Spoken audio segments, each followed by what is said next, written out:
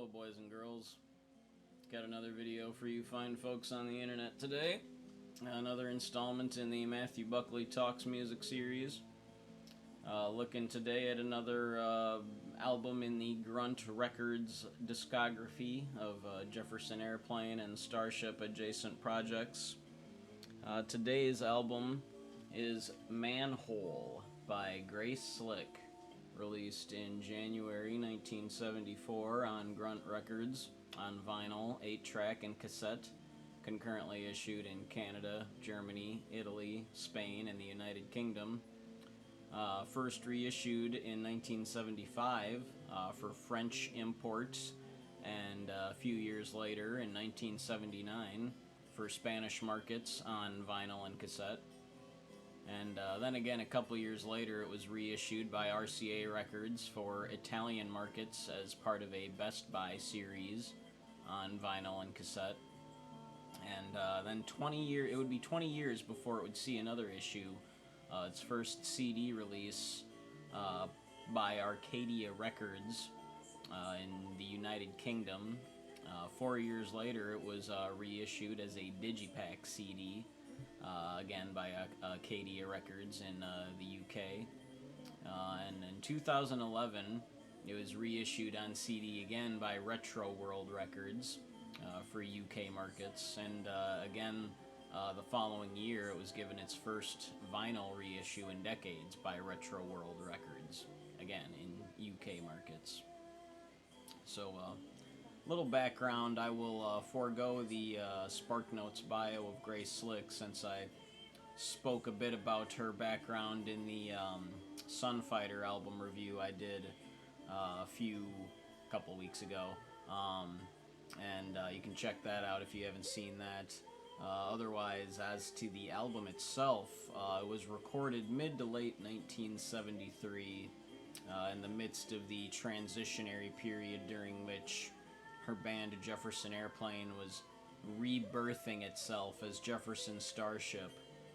And the metaphorical gestation of that rebirth is the time period when this album was recorded and released, following the Baron von Tollbooth and the Chrome Nun album, which I also spoke about more recently in my last Matthew Buckley Talks music video. That album preceded this and was credited to Paul Kantner, Grace Slick, and David Freiberg. And though this album is credited solely to Grace, both Kantner and Freiberg appear throughout the record, contributing instrumentation, vocals, songwriting, and production. Once again, along for the ride are an assortment of San Francisco musicians, many of whom were featured on the Baron von Tollbooth album, and the Sunfighter album before that, and the Blows Against the Empire album before that. This is very much, the way I see it, the fourth installment in that sort of series, that progression and development as the transition from Jefferson Airplane to Jefferson Starship took place. In conjunction, of course, with the interband collaborations of the Planet Earth Rock and Roll Orchestra. So anyway, on to the album itself. Side A begins with J, a spacey, psychedelic acoustic track featuring scattered and ghostly vocals from Grace. The acoustic guitar sounds very Spanish. The picked rhythm guitar is actually played by Grace, and the lead and bass guitars are performed by Peter Kaukonen, brother of Jorma Kaukonen, lead guitarist of Jefferson Airplane, for those who might not know. Clocking in at a little over 2.5 minutes, the J is the shortest track on the album, and very much feels like little more than an introductory segment, a kind of appetizer, a tasty and somewhat spooky psychedelic appetizer for the main course that is to follow in the next track. And the following track, theme from the movie Manhole, is unquestionably the centerpiece of the album. A 15.5-minute psychedelic rock epic incorporating a 42-piece orchestra. In addition to the ensemble, Grace has a full rock band at her disposal as well. Of course, all her friends are along for the ride. She plays piano and takes lead vocal on the track, accompanied by Paul Kantner and David Crosby on backing vocals, David Freiberg on rhythm guitar and backing vocals, Craig Chaquiso on lead guitar, Jack Cassidy on bass guitar, legendary jazz player Ron Carter, who has played with more people than I can spend time listing because that'll take up another few minutes. But he's definitely a very prolific player, Ron Carter. He's on upright bass. John Barbata is on drums, and Peter Kaukkonen is on mandolin. All of these players are augmented by 12 violins, 4 violas, 4 cellos, 4 string bass, 2 flutes, 2 oboes, 2 French horns, 2 trumpets, 2 bass trumpets, 1 bass trombone, 1 harp, 1 classical guitar, and 4 additional percussionists. Music and lyrics are both credited to Grace. Orchestral arrangements by Stephen Schuster, who is also credited with co-production on the album. The song theme from the movie Manhole begins with rather unassuming piano bits and a quiet vocal from Grace atop Carter's upright bass before the rest of the band drops in quite dramatically, a sort of marching drum beat below Grace's suddenly grandiose piano motif. And though the piano she plays is very much in line with the majority of her grand, sweeping style of piano playing displayed throughout the late 60s and early 70s, both in and out of the airplane, in the liner notes, Grace claims to have lifted the left-hand piano part from an improvisation by her father, Ivan Wing, which I find interesting. The band plays with a rare combination of ferocity and elegance, perhaps heightened by the grandeur of the orchestra. Grace sings hauntingly about how the roof is gone, and in the second verse begins to sing in Spanish, which the first part of the Spanish lyrics roughly translate to, "The music of Spain is like freedom for me. Sing like freedom is yours." I like that. Not content to only switch from language to language mid-song, the track often switches tempo during its many sections, from bombastic and regal to deliberately restrained and back again. There are more than a few moments of sheer musical bliss throughout the track, and a couple of the instrumental interludes for me invoke imagery of Grace and the rest of the band riding atop the clouds through the rising sun. Kind of ridiculous fantasy imagery, I know, but that's my brain. It just sounds like an epic fantasy to me. I also have to commend Grace for the lyric, "I keep thinking about the way you keep appearing in my ear." It's one of those phrases that's so basic it almost feels removed from what it's actually saying, or at least what I think it's trying to say. Peter Kaukkonen's mandolin playing is simply delicious, and amazingly it fits right in place with Ron Carter's upright bass and alongside the subdued rumblings of the orchestra. Craig Chaquiso should be praised as well, as he drops some seriously powerful and stinging guitar work. There's really no way I can adequately describe how much fire the band plays with, moving through the various sections of this monster song. The intensity of the music pulls back as Grace sings, "He'll come back on the circle. He's not gone, he's just going around." The band and orchestra both proceed once again to swell ever higher as Grace belts out the lyrics like a mantra. "Don't tie me down. I want to run. Give me the sun. And if you see, you think I'm just about to leave, you can follow me, but I'm already gone." She grows ever more loose and unhinged before climaxing with a dynamic shout of "Give me the sun," and the sudden silence ends side A. Side B opens with "Come Again, Toucan," which begins with a sudden and loud burst of laughter to preface the introductory piano. Lyrics by Grace and music credited to David Freiberg. The song has a real fun, lively, and groovy feel to it. Grace relegates herself solely to vocals, lead guitar by Craig Chaquiso again, and drums and percussion by John Barbata. And the multifaceted David Freiberg plays piano, bass guitar, rhythm guitar, and additional percussion parts. The first verse opens with one of my favorite lyrics on the album, and honestly, one of my favorite lyrics is just a wonderful statement. Mistakes are made because words are misunderstood. That alone, right there, just cuts right through to the truth.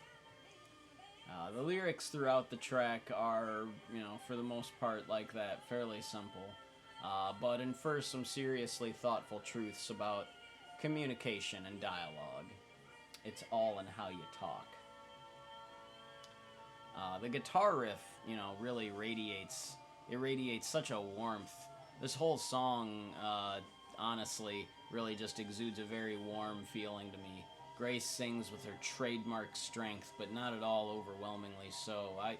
I would personally argue this song is among the best her voice ever sounded on record. In the instrumental interlude between the verses gives such a feeling of grandeur and ascension. It's downright sublime.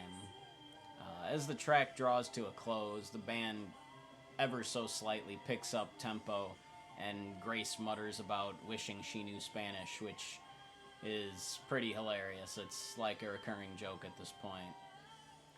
Chaquiso starts laying down some pretty tasty guitar once things start to fade out. So you have to strain to try to hear him whip it out, but this song is one of my favorites in any case.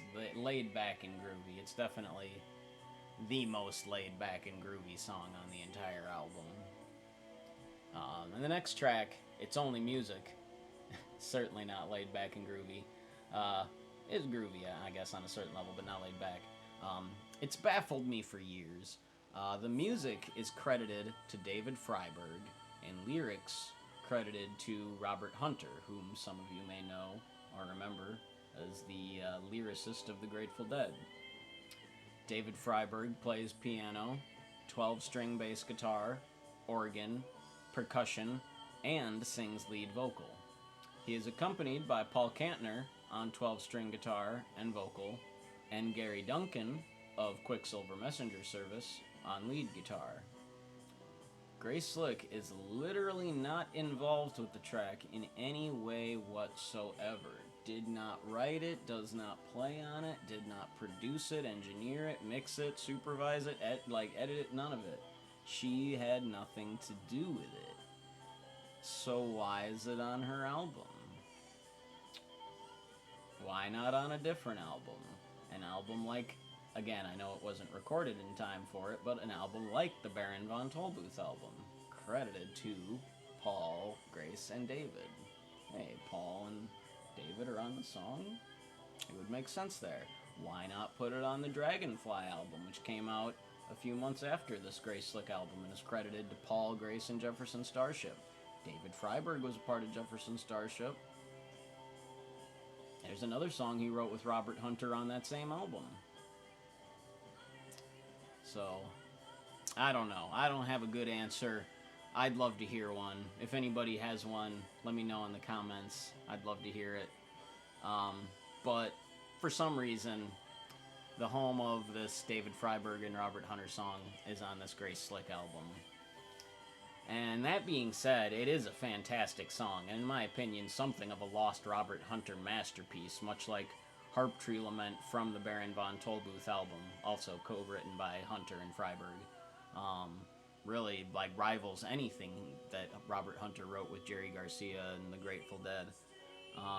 It begins quietly, acoustic guitar and subtle bass with building organ below Freiberg's voice, and he and Kantner launch into passionate shouts about looking too deep, both reading into music and trying to write. There's so much fantastic lyricism from Hunter in this track, much like I said before in my Baron von Tollbooth video about Harp Tree. I could just quote the entire damn song. It's just brilliant. I'll force myself to limit it to one passage here. That song, the one you hear inside late at night, it can set you reeling. That song is just your own heart beating, but it can sound like a symphony.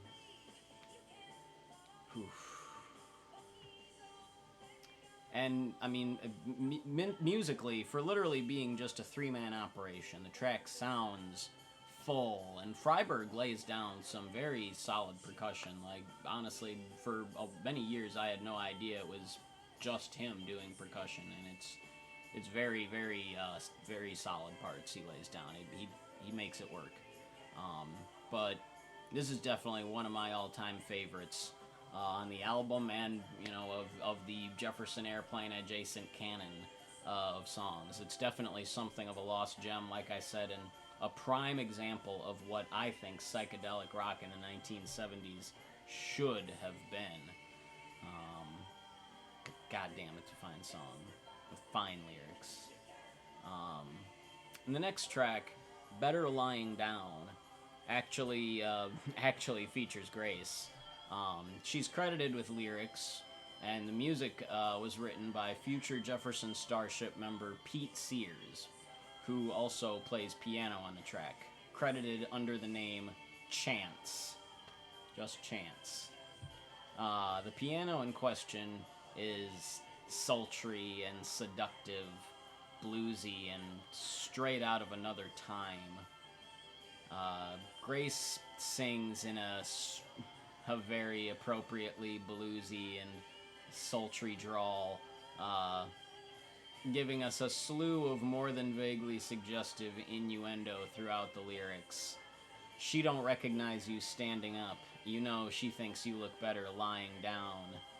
And in the second verse, she literally sings, "Here's the list," before rattling off about some tooth-dropping city woman, a hot step, and real fine sugar, all-day sucker type, licking type of San Juan, long-tongue daddy.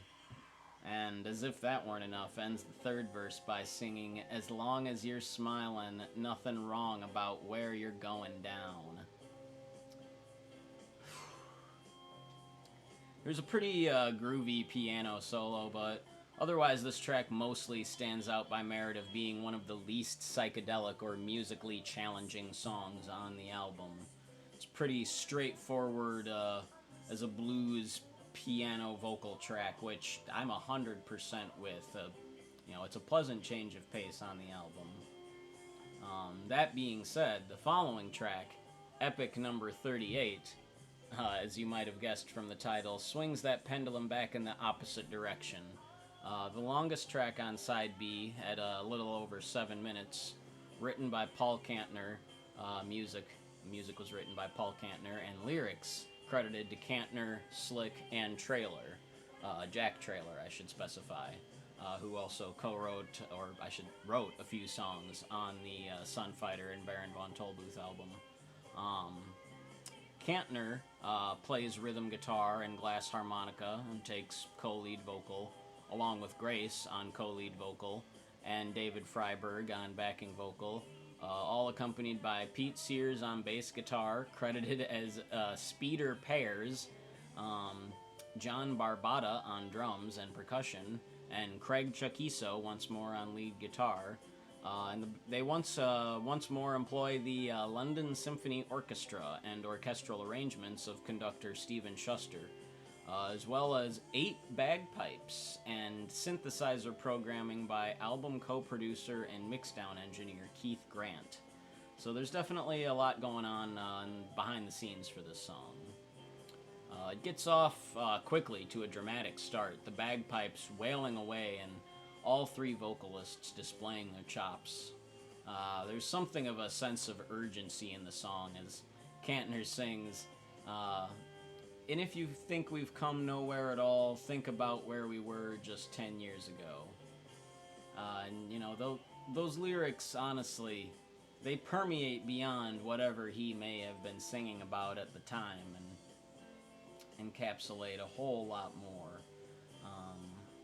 The band declares it to be time for clear love, and after an almost orgasmic swell, the song takes a left turn into a quiet, ethereal, psychedelic section. Kantner and Slick whisper about the hazy afternoon and ask if you feel your mind bending, twisting, turning too. And the song begins to build again, and the orchestra swells as Kantner and Slick and Freiberg sing about taking everything that you can do for somebody in this world and all the sounds that run around in your mind, singing to put them in your life, hold it up to the light, and let it shine. It's a wonderful message. I don't feel the least bit corny saying it's inspiring, and I'm inspired by it. Craig Chaquiso, once again, drops in, laying down some stellar guitar work, and both the band and the orchestra start to really just rock out. It's such an incredible rock and roll feeling captured on the record as we get to the fade out. Grace, Kantner, Freiberg, and the band and the orchestra all just rocking out into infinity. End side B. So, final thoughts. Something of an oddity in its own way in the Jefferson Airplane adjacent discography, and probably not the Grace Slick solo album that many listeners expected back in the 70s or would expect today. Back when it came out, it only charted at number 127 on the Billboard 200 US album charts. And the reason for releasing a solo album in the first place was allegedly just a stipulation in her contract with RCA.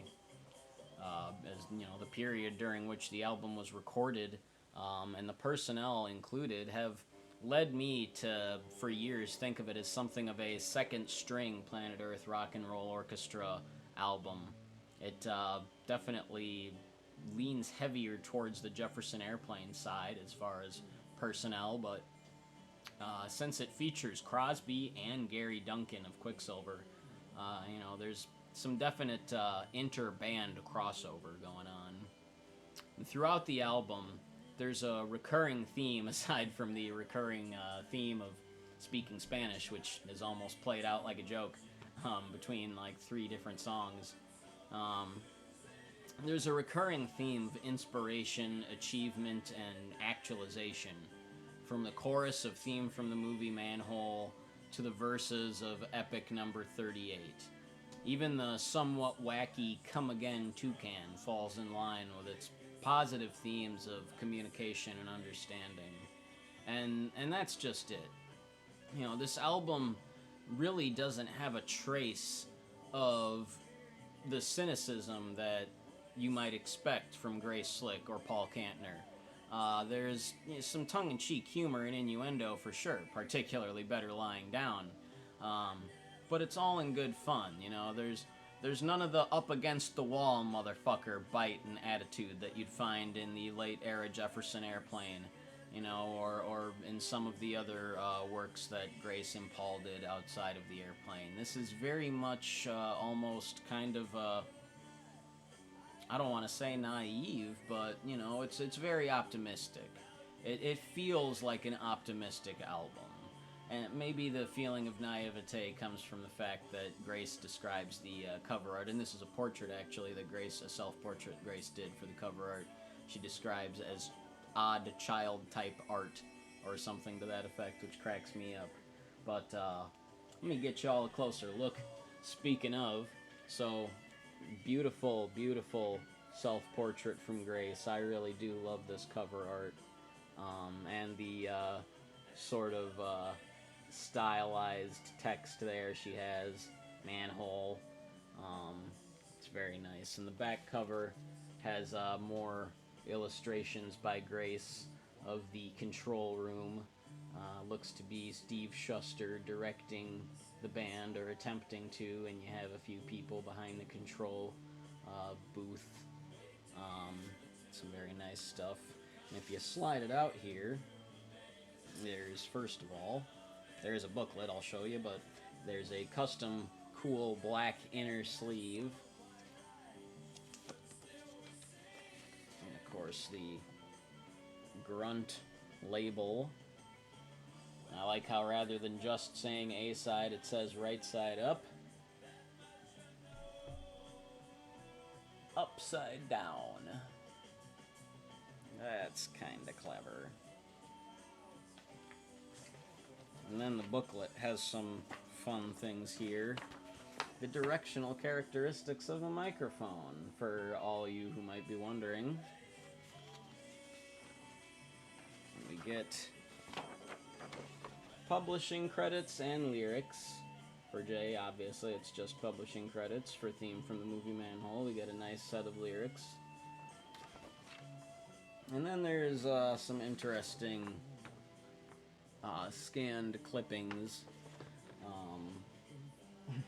It's a hardy tool who blames his musicians on his faults, from the unprinted scriptures of Lift.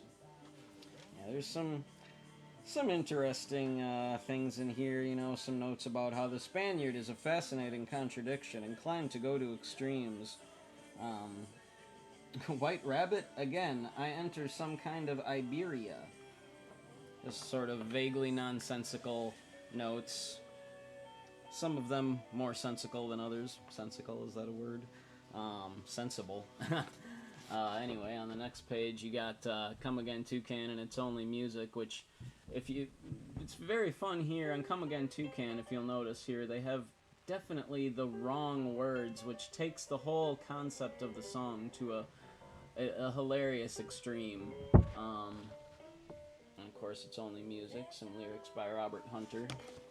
And on this page you got Better Lying Down and Epic number 38, which I love how they specify, lyrics by Paul Kantner with 6 or 7 lines by Grace Slick and Jack Trailer. Mispronouncing his name again. But yeah, it's nice that they add those little notations. And here they got a breakdown of all the musicians on each song. Obviously, Theme from the movie Manhole. They have a lengthy list of all the orchestra and all the bagpipe players on Epic number 38. And they list the producers, of course, engineers, and give thanks to David Crosby, Pete Sears, and a few other people that most of us probably wouldn't know. And they also credit Bruce Lee with emotional content. Not 100% sure what that entails, but it's there. And there's a delightful, on the last page, the Grunt Records record eating contest. It's some absurd nonsense about how Nixon himself will present the award by remote control from wherever he is at the time. Just some nonsense about eating a record. And then they ask you on the back page to now color this person's directivity characteristics. As we learned, the directional characteristics of a microphone. Maybe start from the third eye, and then move outward on outside to outhouse, outshine, outer space. All sorts of delightful, fun, tongue-in-cheek ridiculousness. Again, this is the kind of quirky, goofy humor that you'd expect from the Airplane, but none of that cynicism, none of that kind of biting, fuck you type humor that they were known for. This is all a little more light. Yeah, and there's a lot of fun stuff in the liners of this album. on top of it being a fun album itself and having a lot to dig into conceptually. So I definitely have absolutely zero hesitation in rating this album 10 out of 10. I'd love to rate it 11 out of 10, honestly. It's one of my all-time personal favorites, and, you know, I return to it time and time again feeling like I am all the more enriched. And it's worth pointing out here, I forgot to grab my CD copy, which I have had longer than the record. I actually only relatively recently got the record. Yeah, let me know. I've been rambling for over half an hour now. Let me know in the comments below. Have you heard the Manhole album? Are you familiar with the album or any of Grace Slick's solo work? I would imagine most of you are familiar with Grace Slick, as she's something of a household name, and I've also discussed her music on the last 3 of my Matthew Buckley Talks music installments. So in any case, let me know what you think. Let's get a discussion flowing in the comments. I appreciate any and all viewership. Thanks to anybody that's watched through this and continues to check in on what I've got to say. I will continue to try to bring you more. So once again, this has been Matthew Buckley Talks Music with Manhole by Grace Slick. Music is the best.